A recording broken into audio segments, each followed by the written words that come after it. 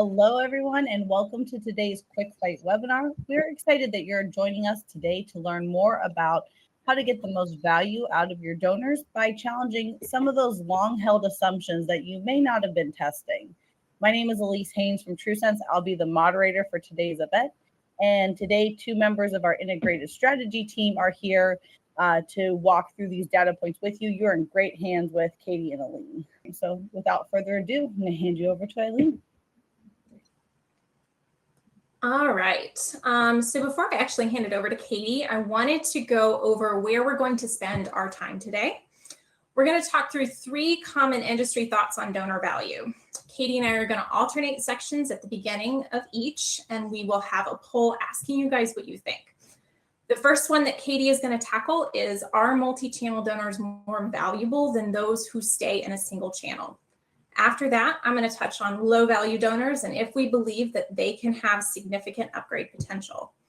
Then finally, we'll explore if getting donors to upgrade their gift is the best way to improve long-term value or LTV. Before Katie jumps in, I just want to mention where this data is coming from that we're going to look at today. So at TrueSense, we work with many different types of nonprofit organizations, including the Salvation Army, rescue missions, Ronald McDonald Houses, animal care. We've got lots of feeding-focused organizations like food banks and Meals on Wheels, as well as some larger national organizations and hospitals. The data in the slides is actually a combined look of 8 different organizations that are served within our independent accounts team. So those national organizations and hospitals. And with that, I'm going to hand this over to Katie to kick off our first poll. Awesome. Thanks, Celine. So you're going to see the poll pop up on the screen. I think our Elise behind the scenes here is going to push the button to make that happen. You have to navigate to where it says polls at the bottom. Oh, I have to do that? It didn't launch in the middle, but if you go to where it says polls, it should be there. You can vote, and then once you do, you can see how everyone else voted. Oh, got it. Thank you, Elise. Yeah, that was my bad. All right.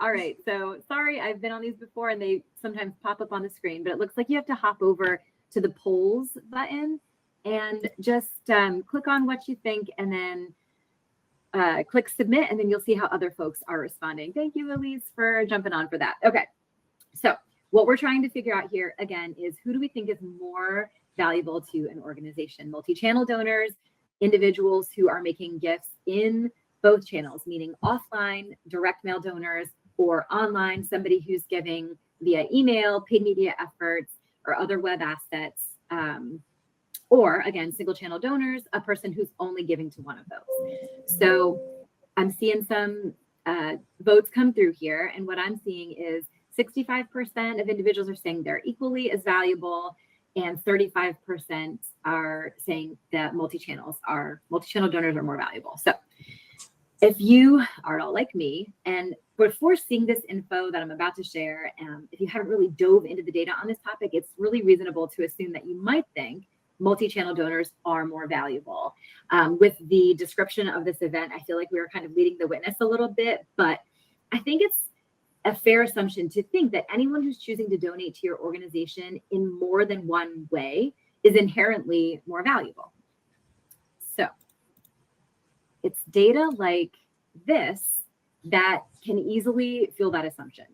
So what we're seeing here is LTV by channel. Get out of the polls here. And what we see is, in blue, direct mail only donors, the LTV is $95. Online only, $238. And then we see this green bar where multi-channel donors show an $840 LTV. So again, on the surface, it's easy to think, holy cow, you can see why somebody would get excited about this.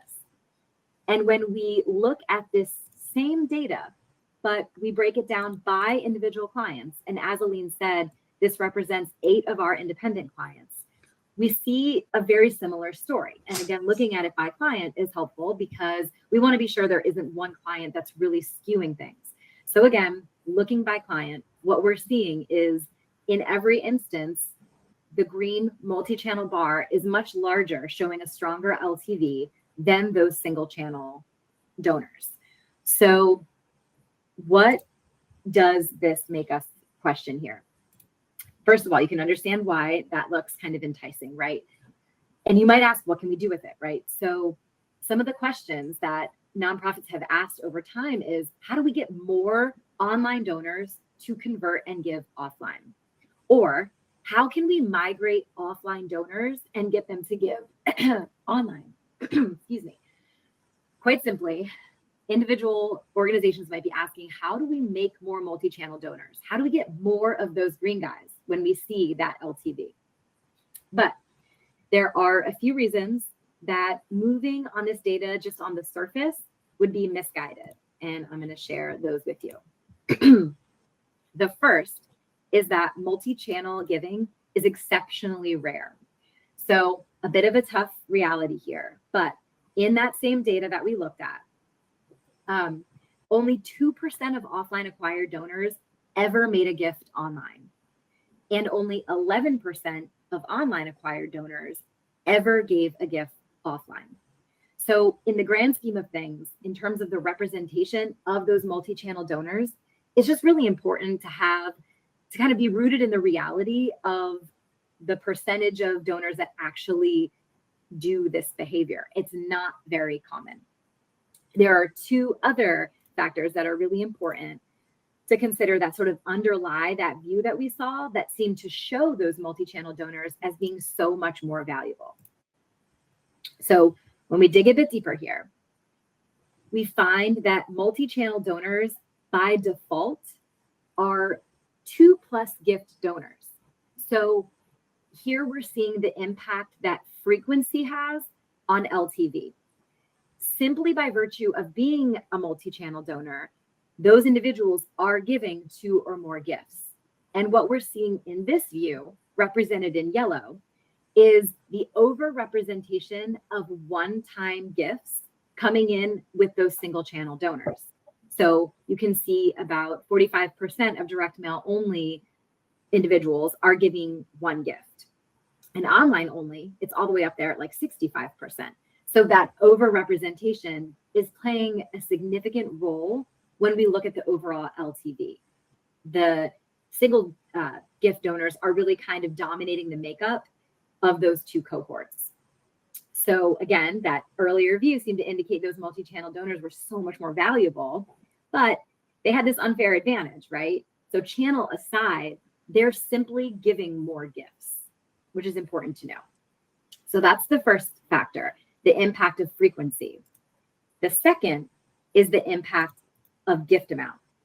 So as you can see here, again, similar view, but what we're looking at is the green bar, which again represents those multi-channel donors, and the orange bar representing online only are showing a much more even distribution of gift size, whereas the direct mail only donors are showing a majority of low dollar donors. So almost 60% of those direct mail only donors had a first gift amount of under $25. That overrepresentation of low dollar donors in that particular direct mail only cohort is again playing a big factor in the ultimate LTV of that group. Now, this is in part influenced by the fact that like ask strings online on donation forms almost never default to any amount less than $25. Meanwhile, direct mail ask strings sometimes start around $15, sometimes as low as $10. So that's kind of driving that gift amount lower in that particular cohort. Now, when we control for these factors, this is what that data looks like. So revisiting that earlier analysis, but this time, again, controlling for the number of gifts to 2+ and for the initial gift amount, what we're seeing here is that multi-channel donors, they look nearly identical to those single channel donors. In fact, the online donors there in orange actually look better in some of these cases. Now, we wanted to see what actually happens to the LTV when a single channel donor becomes a multi-channel donor. And that's what we're seeing in this view here. So the left column is showcasing what happens to LTV when a direct mail acquired donor crosses that channel threshold and gives online. And on the right, we're seeing the opposite. So what happens when an online acquired donor gives offline? And the data is separated out by first gift amount. So we can see in the gray lines what their LTV was when they were still a single channel donor. And then in the red, what happened to their LTV when they adopted that opposite channel. And in a couple of these cases, you can see there was some positive change. But I think what's surprising and important to note here is that in the majority of these cases, including all of them when it comes to online acquired donors shifting to direct mail, we're actually seeing a decrease in their LTV when that change takes place.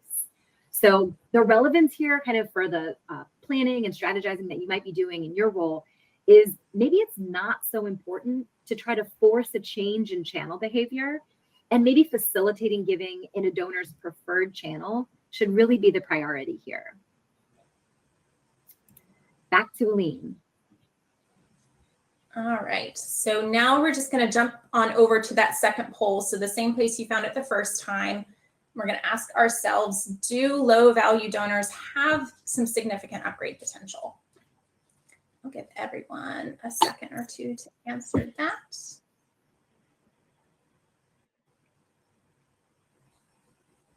All right, got 11 votes so far. Give it 10 or 15 more seconds. All right, so it's looking like about 70% say yes, they've got some significant upgrade potential, and about 30% are saying no. So let's jump over to the data. So acquisition is continuing to be a really tough challenge in this nonprofit world that we all live in. It can be very tempting to boost your donor file size by bringing on some low value donors.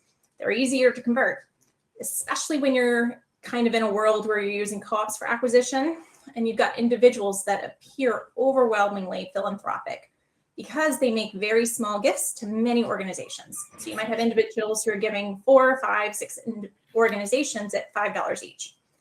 It can be very tempting if your goal is specifically to grow your donor file to do so by dipping into those lower value donors in hopes that they will one day have higher giving potential. If we're going to do that, we got to make sure that the cost to cultivate is going to net out positively over the next several years. So let's take a look at this. We're going to start off with another tough reality. It's pretty common knowledge that there are more donors out there who give low dollar gifts than there are those who give high dollar gifts. But what's often overlooked is the impact of that initial gift has on predicting that long-term value or LTV. So in this chart, the y-axis is showing the initial gift amount. And the green, you're going to see the percent of donors in those gift buckets. So we're seeing just over 21% of the donors in that under $10 range. And then all the way at the top, 0.1% are coming in onto the file at the 10,000 plus bucket. What we see in this kind of purplish gray over here is that 5-year LTV. This is the complete opposite of the volume trend, where the smallest percentage of those high value donors are easily providing the highest LTV. What's pretty amazing is just how predictive that initial gift is of LTV. What this is also illustrating then is that those low initial gift donors are not very frequently upgrading to the higher levels. If they were, we'd see that in their LTV. So looking specifically at the 10 to 24.99 range, you can see that almost half of the file in terms of volume is connected to this second lowest 5-year LTV. So the more important takeaway here is to remember that we're generally seeing more of half of the donors coming into the file at these very low giving ranges. So now that they've come through the door at that level, what happens over the course of their relationship with this organization? That's what we're going to see on this next slide. So in this view, we're seeing what we call a step chart. Unlike the last slide, here we're looking at donors who have given at least 2 lifetime gifts. Along the y-axis, we're seeing that first gift amount that the donors came in, similar to the last slide. And the x-axis along the top is telling us the largest gift that donor ever made to the organization. This is a very busy slide. So let's just focus at the bottom to orient ourselves. These donors that come in onto the file under $10, 52.49% of those donors will never give more than $10. But a decent chunk are going to upgrade to that 10 to 25 range. After that, the likelihood that a donor gives a larger single gift drops off exponentially until it's virtually a zero chance at 10,000 plus. Now, on the previous slide, we learned for this group of organizations, the majority of donors were coming on the file into the 10 to 25 range. But this yellow box here is highlighting that barely 0.5% of that group will upgrade their largest gift to be at 250 or more. You can see the color shading in the chart, the likelihood of a donor shifting their largest gift up across giving levels. Now, we've all heard that story of that one donor who gave $10 a year for 20 years, but nothing else. And then all of a sudden you get a $10,000 check from them. Those are fun to see and very exciting to talk about, but the reality is that transformational gift is very much a unicorn, and spending time developing extensive strategies for this entire group in hopes that you find that one unicorn isn't really going to be the best use of your time. So now that we know all of that, what do we do with it? The belief that those low value donors will eventually upgrade their giving, unfortunately, has led a lot of nonprofits to kind of inflate their donor files with individuals in hopes of their future value. Other things are coming into play here with increased costs and postage and additional outside factors that making it more expensive to cultivate those low value donors than it had been in the past. So one of the takeaways here is we really just need to proactively reduce the volume of low dollar donors that are acquired. There are ways you can do that through modeling, where you can just drop the lowest value. It's something we're currently doing at TrueSense, and we've seen a really encouraging shift of those first gift amounts away from the lower value windows. Second, use whatever modeling you have at your fingertips to determine whether a low value donor is a diamond in the rough, because they may exist. It's the exception, not the rule, but those exceptions do exist. So if you have any modeling tools at your disposal, it's worth pursuing to see if those individuals might be worth connecting with in a deeper way, or even just validating your assumption that it's not going to be worth continuing to invest in some of those low value dollar donors. And then finally, the toughest one of all, we just kind of have to accept that most low value donors are not going to make a transformational gift to your organization. Let's kind of focus our efforts to shape strategies around ideas that are actually going to move the needle and not spin our wheels on something that, as we just saw, aren't really going to have a big impact. And then with that, I'll hand it back over to Katie. All right, last poll here. If you can hop over to that poll button. We're asking now, is upgrading a donor's gift amount the best way to improve their LTV? Again, I feel like Aline kind of gave us some information here. We know from what she shared that it isn't something that happens very frequently, but it does happen on occasion. So now we're going to dive into if we are able to make that change, whether it has an impact. So I'm seeing the polls come in here, and it looks like it's sitting about almost 50-50. So 56% of people said no. All right, now we're 60-40, no. And then 40% of people are saying yes, that upgrading a donor's gift is the best way to improve their LTV. So with what Aline just shared, we saw the chart showing how LTV tracks with the initial gift amount. So we all kind of know the story here, right? That the percent of people who make a gift greater than their initial gift amount is pretty low. But hypothetically, if we could make a splash and really move the needle on that first gift amount, would that be the key to improving LTV? That's what we're going to look at in this section. So before I move into some charts here, I just want to lay a quick foundation and talk about growth factor. So for those of you who know this well, thanks for just hanging with me for a moment. For anybody on the line who may not already just be fluent in this, I think it's helpful to kind of understand. So growth factor is a metric that's used to measure how much the value of a group of donors increases over time. It's calculated by comparing their starting value to their later value. And a really simple example here is that a donor with a first gift amount of $50 and a 5-year LTV of $150 has a growth factor of 3 because their value grew by 3 times in that time period. So with that foundation,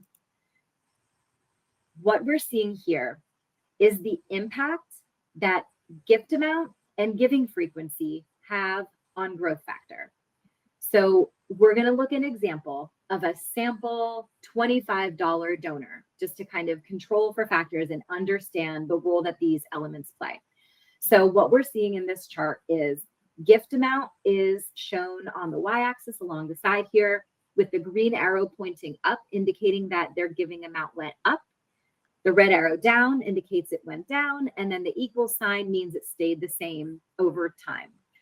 Same logic across the top, looking at gift frequency. Again, green arrow up means the frequency went up, red arrow down means it decreased, and then the equals means it stayed the same. So to understand the baseline here, for that sample $25 donor who gave the same amount with the same frequency, they had a $95 5-year LTV, and their growth factor was 3.8. So you can see that square in the middle is centered under the equal sign at the top, meaning the gift frequency stayed the same, and it's centered in the equal sign on the y-axis there, indicating the gift amount stayed the same. So this is kind of their baseline growth factor. And we just want to understand this to also be able to understand the impact that each of these plays. And that's what we're going to see in this next slide.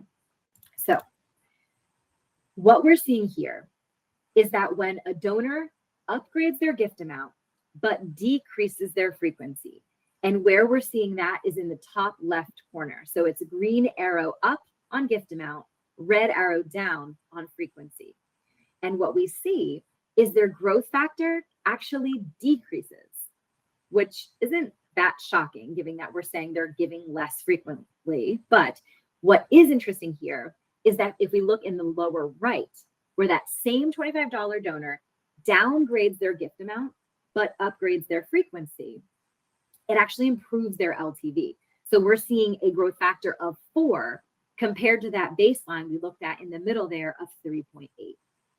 So what this is essentially telling us is frequency is playing a bigger role on growth factor than the gift amount. So the big picture here is really the key is just getting donors into the repeat giving mode. So the habit of giving is far more important. It's the most important behavior that we can really be emphasizing, and an additional gift in any amount increases that individual's LTV to an organization. So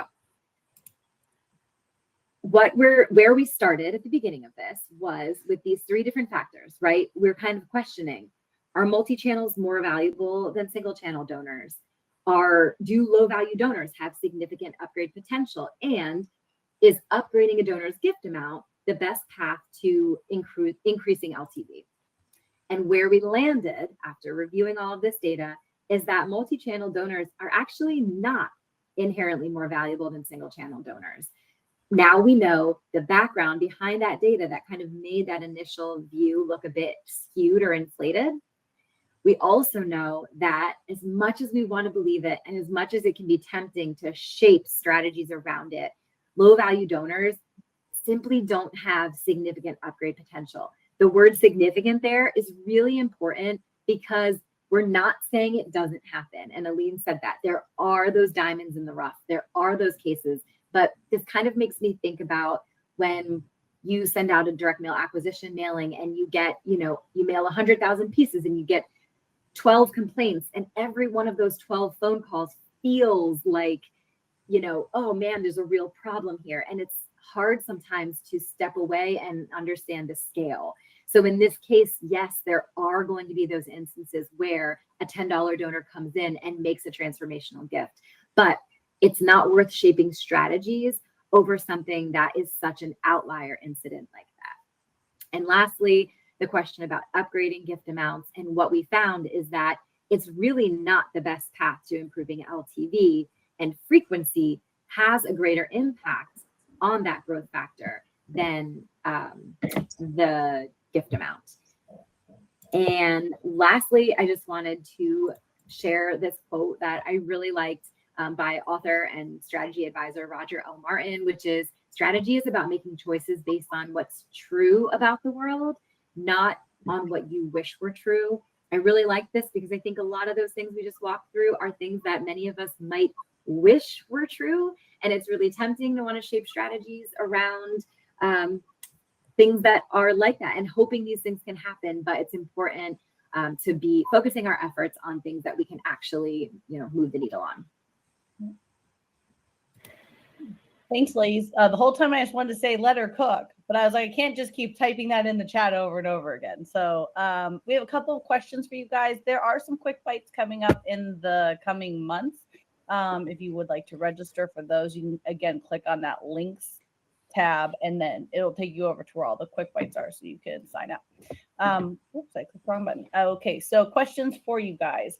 The first one, how does event-related giving or giving through DAF transfers factor into channel analysis? And that was back on slide 9 for you, Katie. I can. Oh, thanks for remembering the slide number. Right. How does I'll go back. Okay. Let's see. Okay. Yeah. So how does event-related giving or giving through transfers factor into this channel analysis? Okay. So I will say that for the analysis that we looked at, those factors weren't considered in this. So what we were really looking at in this data was sort of giving to direct marketing efforts. So online, offline, direct mail, but those specific giving, so donor advised funds, qualified charitable distributions weren't factored into the data that we shared here. I'll also say a lot of organizations code DAF giving via soft credits through the financial institution. The financial institution is getting the hard credit, whereas the donor is getting the soft credit. So that can, and a lot of data is still trying to be figured out when it comes to DAF donors. So it's probably why it was excluded from this particular analysis. Yeah, that's always a complicated part when we talk about the Giving USA results too each summer, is how DAF donors fit into that. So a follow-up question, to be sure I'm understanding this information is relevant to the donors outside of portfolios, correct? Donor upgrades are a great strategy for donors who are in one-to-one portfolio treatment. Yes, no, maybe so? Yeah. Yep, she's got that correct, right? We're talking about outside of portfolios. As far as upgrade potential for donors who are in portfolios, that's a completely separate conversation. And I think worth investing in. Yeah. So and I did see another one come through here. And it was, are these low-level givers for many years ripe for planned giving cultivation? I don't know what slide that was, but I think I can still speak to that. I would say that's actually a really good example of the temptation to create strategies around something that you hope will happen, even if the data doesn't really support it. So it's not, we're certainly not saying you should never try these things, but I would say that one of the points of today's webinar is to say, focus your efforts where you kind of see the fruit from those efforts. And I would say that putting a lot of time and intentionality behind shaping strategies around upgrading multi-year low-dollar donors might not be one of the first things that you should spend your time doing. I'm not saying it won't work. I'm just saying that when you're prioritizing the things that will move the needle, that's not something that I think I would push to the top of the list. And with planned giving, I'd almost start at 50 plus, and we're seeing that that's not the vast majority of this file makeup. All right. Cool. I think that's it for questions. Thank you, Katie, Eileen, for being here. Oh, one more came in. With this information in mind, would you suggest not trying to get multi-gift mail donor to become a stainer via credit card? I would actually say we always want sustainers. And what we just learned about the impact on gift frequency and its impact kind of surpassing that of gift amount, I always think that sustainer conversion tactics are important and worth considering. If you guys have any questions that pop in your brain into the coming days, feel free to email us at info@truesense.com. I will pass on those questions to the presenters. And we hope to see you at a Quick Byte webinar in the coming months. Thanks so much for joining us and have a great afternoon. Thanks, guys.